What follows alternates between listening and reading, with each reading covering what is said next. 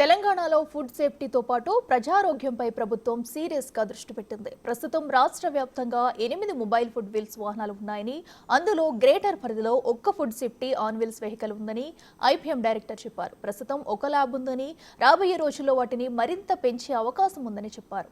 మరిన్ని వివరాలు మా ప్రతినిధి శ్రవణ్ అందిస్తారు.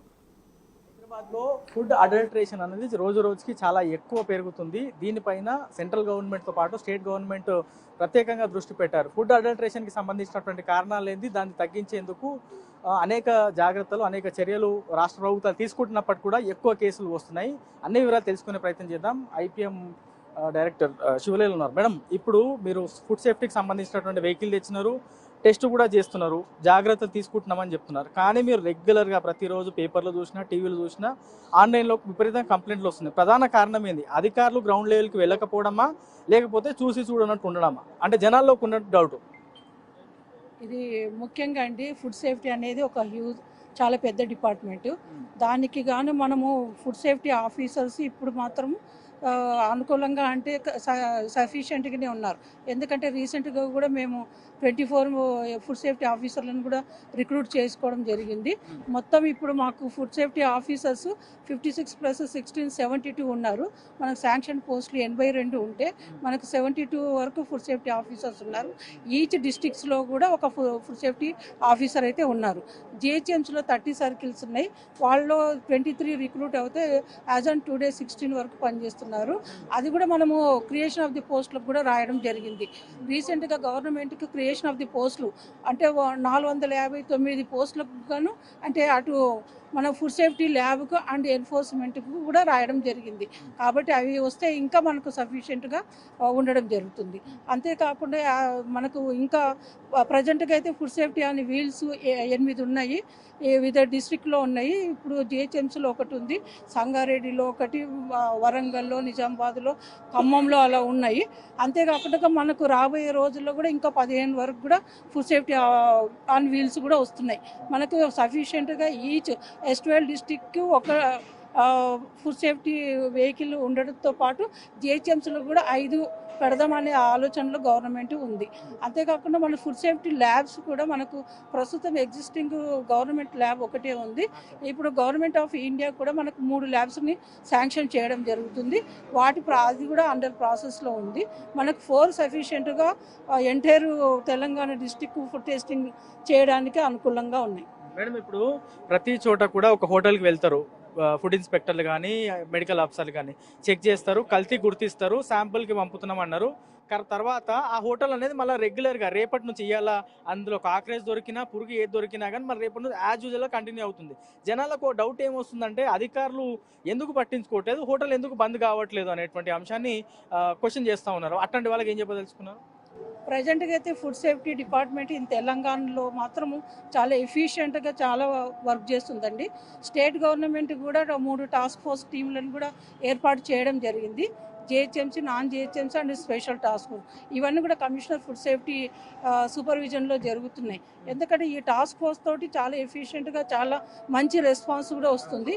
FBOస్లో కూడా మనకు ఫుడ్ సేఫ్టీ ఫుడ్ బిజినెస్ ఆపరేటర్స్లో కూడా వాళ్ళలో కొంత వాళ్ళు కూడా వాళ్ళ కరెక్షన్స్ అంటే వాళ్ళ లోపాలను కరెక్షన్ చేసుకొని ఫుడ్ని మంచిగా సర్వ్ చేయాలనే ఆలోచనలకైతే వచ్చారు. ఇదైతే మా అబ్జర్వేషన్లో తేలింది. గత 2 సంవత్సరాల నుంచి అయితే చాలా ఎఫెక్టివ్గా పనిచేస్తుంది. ఇప్పుడు హైదరాబాద్లో జిహెచ్ఎంసీ దగ్గర 23 మంది ఉంటే దాదాపుగా 16 మంది ఆన్ డ్యూటీలో ఉన్నారు, రెగ్యులర్గా చెకింగ్ చేస్తున్నామని చెప్తున్నారు.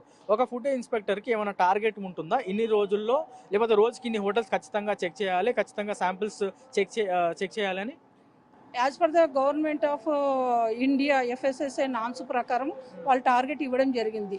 ఈచ్ FSOకి ఇన్ని అంటే నెంబర్ ఆఫ్ శాంపుల్స్ లిఫ్ట్ చేయాలి, యాక్ట్ శాంపుల్స్ లిఫ్ట్ చేయాలి, సర్వేలెన్స్ శాంపుల్స్ లిఫ్ట్ చేయాలి, ఇన్స్పెక్షన్స్ చేయాలనేది target decided by government of India FSSA. దాని ప్రకారమే మా FSOలు కూడా పనిచేయడం జరుగుతుంది. ఇప్పుడు ఈ ఫుడ్ సేఫ్టీకి సంబంధించినటువంటి వెహికల్స్ మన దగ్గర హైదరాబాద్లో జిహెచ్ఎంసీ పరిధిలో ఒకటి, వివిధ జిల్లాల్లో ఇంకా 2-3 ఉన్నాయని చెప్తున్నారు. ఈ వెహికల్స్లో ఉన్నటువంటి మ్యాన్ పవర్ ఎంత, వాళ్ళు ఏమేమి చెక్ చేయగలుగుతారు? ఐస్ క్రీమ్లు ఉంటాయి, అవి కూడా చాలా పాతవి అని చెప్తూ ఉంటారు, ఫుడ్ బిర్యానీలు ఉంటాయి. చెక్ చేయడానికి ఎంతమంది మ్యాన్ పవర్ ఉంటారు, ఎట్లా చెక్ చేస్తారు, రిజల్ట్ ఎప్పుడు వరకు తెలుస్తుంది? మనకు ఫుడ్ సేఫ్టీ ఆన్ వీల్స్లో మ్యాన్ పవర్, ముఖ్యంగా డ్రైవరు, ఒక టెక్నీషియన్ అండ్ ఒక ల్యాబ్ అటెండెంట్ ఉంటారండి. ఇది మాత్రము అక్కడ మనకు ఎఫ్ఎస్ఎస్ఐ ఇచ్చిన హెచ్ఆర్. అంతేకాకుండా మనం ఇది స్పాట్ టెస్టింగ్కి ఈ ఫుడ్ సేఫ్టీ ఆన్ వీల్స్ మూడు కాన్సెప్ట్ల మీద పనిచేస్తుంది: ట్రైనింగ్, టెస్టింగ్ అండ్ అవేర్నెస్. ఇది ఓన్లీ టెస్టింగే కాకుండా స్పాట్ టెస్టింగ్ చేస్తుంది, ట్రైనింగ్స్ చేస్తుంది అండ్ అవేర్నెస్ కూడా క్రియేట్ చేస్తుంది. ఈ మూడు యాక్టివిటీస్ మాత్రం సఫిషియెంట్గా చాలా ఎఫెక్టివ్గా పనిచేస్తుంది. ఇప్పుడు రోజు రోజుకి చాలా ఎక్కువ హోటల్స్ పుట్టుకొస్తున్నాయి, పెద్దవి చిన్నవి అన్నీ కూడా. బేసిక్గా వాళ్ళకి పర్మిషన్ లేకుండా కొన్ని వస్తున్నాయి అనేటువంటి మాటలు కూడా ఉన్నాయి. ఆ విమర్శలు కూడా మనం రెగ్యులర్గా చూస్తున్నాం. బేసిక్గా ఒక హోటల్ పెట్టాలంటే వాళ్ళు ఎట్లాంటి జాగ్రత్తలు తీసుకోవాలి, ఎట్లాంటి పర్మిషన్స్ తీసుకోవాలి, అండ్ వాళ్ళు రన్ చేయడానికి వాళ్ళు పాటించాల్సినటువంటి రూల్స్ ఏంటి? ఇప్పుడు మాకు ఈచ్ హోటల్ కూడా మాకు ఒక ఎస్ఓపి చెక్ లిస్ట్ ఉంటుందండి. దాని ప్రకారం ఎప్పుడైతే వాళ్ళు లైసెన్స్ కానీ రిజిస్ట్రేషన్ కానీ అప్లై చేసుకుంటారో ఇదంతా ఆన్లైనే. ఎఫ్ఎస్ఎస్ఐ మొత్తము ఆన్లైనే. మేము వాళ్ళు లైసెన్స్ రిజిస్ట్రేషన్స్ చేసుకోవాలన్న వెబ్సైట్లోకి వెళ్ళి ఆన్లైన్లోనే వాళ్ళు అప్లై చేసుకోవాలి. ఈ రిజిస్ట్రేషన్ ఫీజు కానీ లైసెన్స్ ఫీజు కూడా వాళ్ళు ఆన్లైన్లో పే చేయాలి. అంతేకాకుండా మా ఫుడ్ ఇన్స్పెక్టర్స్ కూడా ఎక్కడైతే ఇన్స్పెక్షన్స్కి వెళ్తారో ఆ ఇన్స్పెక్షన్ నోట్ మొత్తం starting from the inspections to the sample, అంటే ఇన్స్పెక్షన్ చేయడము, ఎనీ ఎక్స్పైర్డ్ ఐటమ్స్ ఉన్న వాటిని సీజ్ చేయడము, డిస్ట్రాయ్ చేయడం. ఇప్పుడు హై రిస్క్ ఉంటాయి, పాలు, పెరుగు అలాంటివి కూడా ఉంటాయి. ఏదన్నా వైలేషన్ ఉన్నవి వెంటనే డిస్ట్రాయ్ కూడా చేయడం జరుగుతుంది. అంతేకాకుండా సీజ్ చేసిన మెటీరియల్ నుంచి కానీ వాళ్ళు సస్పెక్ట్ చేసిన మెటీరియల్ నుంచి కూడా శాంపుల్స్ లిఫ్ట్ చేయడం జరుగుతుంది. Surveillance samples and act samples అవన్నీ కూడా మన ల్యాబ్కి పంపించడం జరుగుతుంది. ఇవన్నీ కూడా ఆన్లైన్ ప్రాసెస్. ఎవ్రీథింగ్ వాళ్ళు ఎప్పుడైతే ఎంటర్ అవుతారో ఇన్స్పెక్షన్కి అప్పటి నుంచి కూడా ల్యాబ్ రిపోర్ట్ వచ్చినప్పుడు రిలీజ్ ఆఫ్ రిజల్ట్స్ వరకు కూడా ఆన్లైన్లోనే మేము ఎంటర్ చేస్తాం.